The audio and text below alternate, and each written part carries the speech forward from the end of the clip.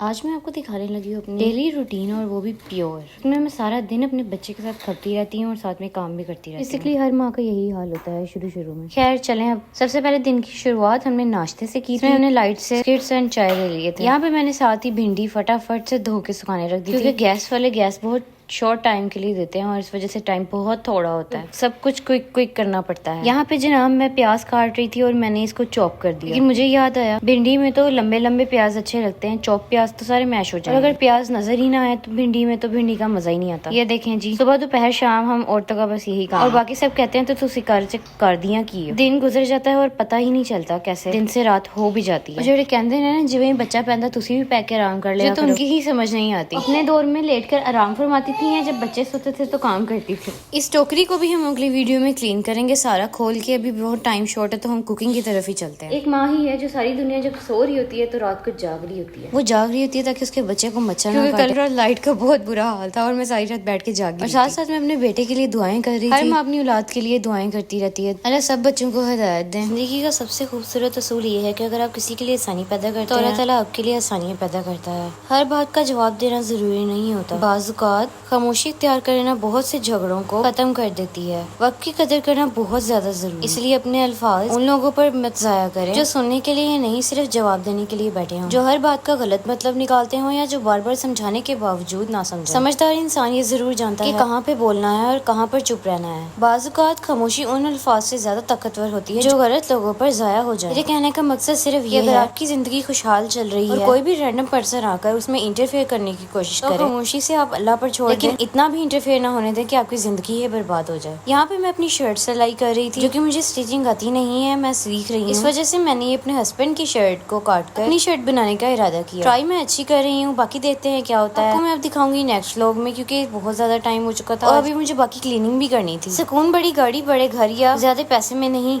बल्कि मुतमईन दिल और अच्छे ताल्लुकात में होता है। और अक्सर बच्चे हमारी बातों से कम और हमारे अमल से ज्यादा सीखते हैं, इसलिए हमें खुद अपना अच्छा नमूना बनने की कोशिश करनी चाहिए। रात का मौसम भी बहुत खराब हो चुका था। इसका व्लॉग करते हैं यहीं and thank you so much for watching. If you like guys do support and subscribe to my channel. अल्लाह हाफिज।